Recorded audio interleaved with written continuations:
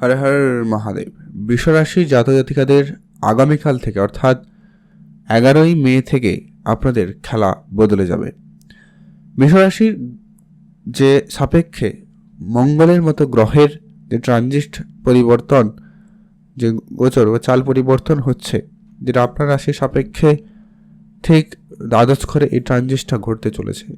তবে মঙ্গলের এই ট্রানজিট তার নিজ রাশিতে হতে চলেছে, তাই আপনারা এই কারণে অত্যন্ত গুরুত্বপূর্ণ বেশ কিছু শুভ ফল প্রাপ্তি করতে চলেছেন। বেশ কিছু বাধা, বেশ কিছু সমস্যা আপনি কিন্তু আপনার জীবনে কাটিয়ে উঠতে চলেছেন, বা আপনার জীবনে সেই পরিবর্তনের সুযোগ সম্ভাবনাটা কিন্তু তৈরি করতে চলেছে।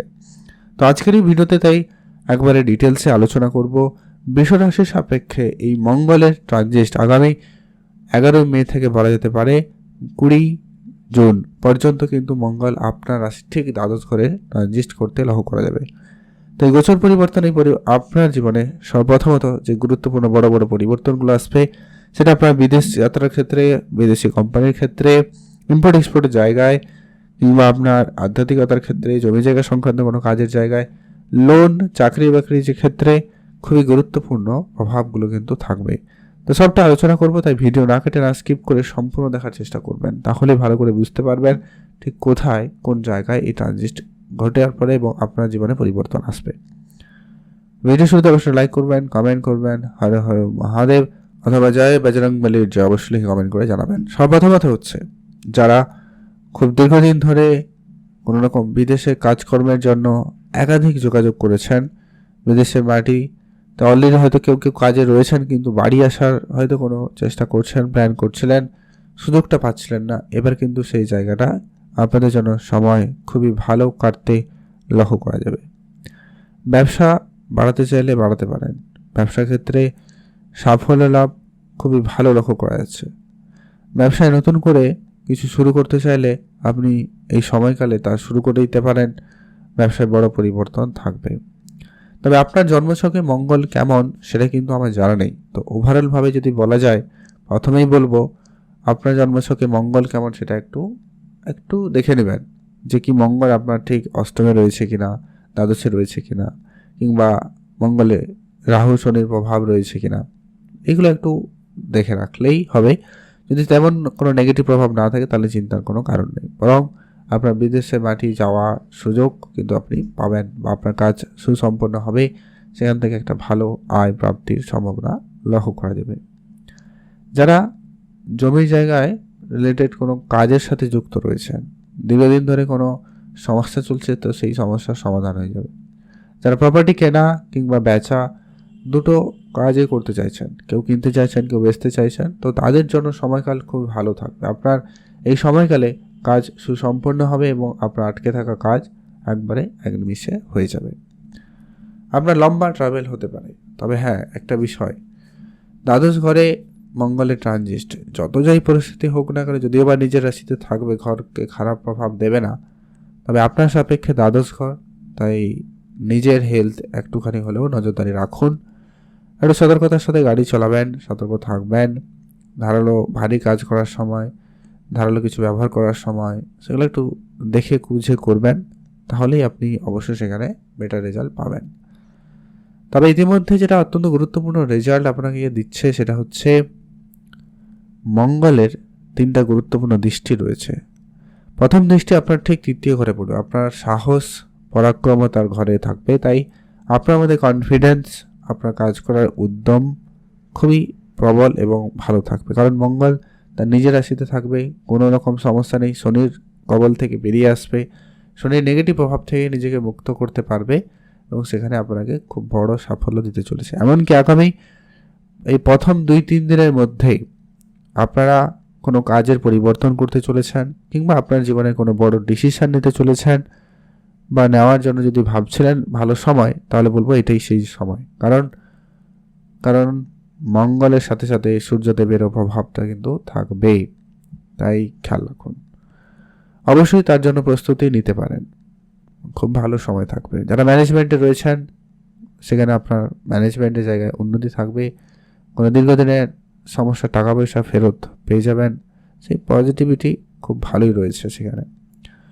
এরপরে আসছি যারা শর্ট ট্রাভেল বা ট্যুরের কোনো প্ল্যান করছেন, হতে পারে।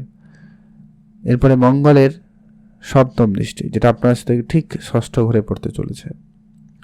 ষষ্ঠ ঘরের এই মঙ্গলের এই প্রভাব, যা আপনার চাকরি ক্ষেত্র বা চাকরির জায়গাটাকে মজবুত করতে চলেছে। যারা দীর্ঘদিন ধরে চাকরিতে খুব সমস্যা বা কোনো রকম আনসিকিউরিটি ফিল করছিলেন, মানে কোনোভাবে আপনার কাজে নিয়ে তেমন একটা আপনার ভরসা হচ্ছিল না, তো সেই জায়গায় আপনার মনোবল বেশ পজিটিভ হতে লক্ষ্য করা যাবে। যারা দীর্ঘদিন ধরে কোনো কাজের জন্য যোগাযোগ করছেন, দৌড়াদৌড়ি করেছেন, কাজ হয়নি, এবার কিন্তু সেখানে সুফল থাকতে চলেছে বা সেখানে কাজে যোগাযোগ হওয়ার সম্ভাবনা ভালো লক্ষ্য করা যাচ্ছে বা যাবে। আপনারা অবশ্যই সেখানে গুরুত্ব বাড়াতে পারেন। সন্তানের পড়ালেখার জন্য ভালো সময় থাকবে, অবশ্যই সেখানে মনোযোগ রাখবেন।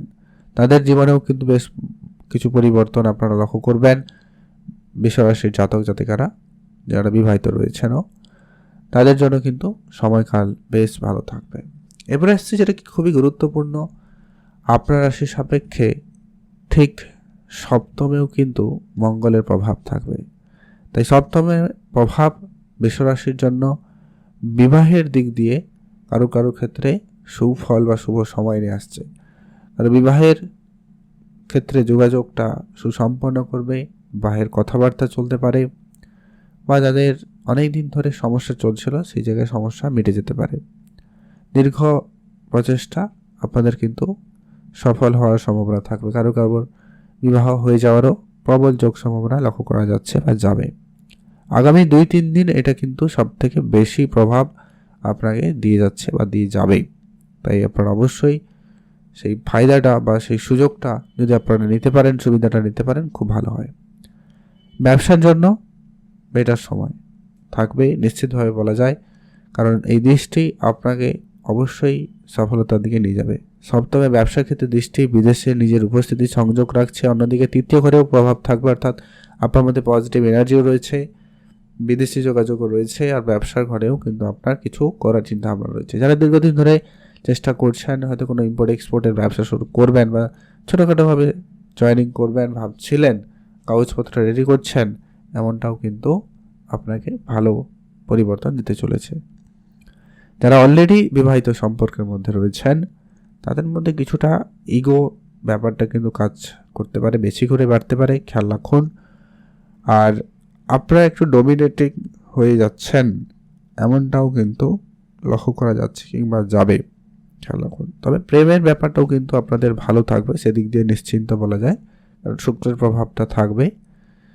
আর যেটা হচ্ছে কি, রাহু আপনার ঠিক দশম ঘরে উপস্থিত, তবে তার দৃষ্টি একটা কিন্তু আপনার রাশি থেকে একেবারে বলা যেতে পারে ঠিক ষষ্ঠ ঘরে থাকবে। তাই কোনো বড় লোন হতে পারে, খেয়াল রাখুন। লোন থেকে নিজেকে দূরে রাখুন, এটা কিন্তু প্রয়োজন রয়েছে।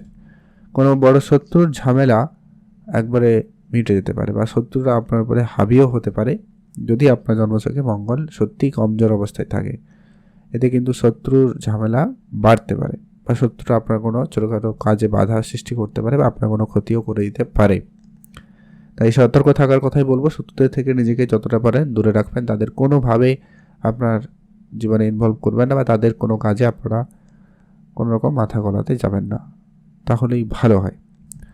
আর আপনার দীর্ঘ কোনো শারীরিক সমস্যার ক্ষেত্রে আপনাকে বেশ পজিটিভ উন্নতি পরিবর্তন দেবে। আপনারা অবশ্যই শরীরচর্চায় মনোযোগী হন, মহাদেবের উপরে ভরসা রাখুন, মহাদেবের নাম জপ করুন, এতে কিন্তু আপনার মঙ্গল অনেক বেশি পজিটিভ হবে। আপনার জন্মছকে মঙ্গল যেমনই থাকুক না কেন, আপনারা এই কয়েকটা উপাচার ফলো করুন। প্রথমত হচ্ছে মহাদেবের নাম প্রত্যেক দিন জপ করুন, হনুমানজির পুজো করুন, আর প্রতি মঙ্গলবার পারলে গুড় মিষ্টি এরকম কিছু দান করুন গরিব দুরস্থ লোকেদের। সেক্ষেত্রেও কিন্তু আপনার মঙ্গল অনেক পজিটিভ হবে এবং আপনাকে ভালো রেজাল্টই দেবে। ভালো থাকুন, সুস্থ থাকুন, কমেন্ট অবশ্যই করবেন। হর হর মহাদেব।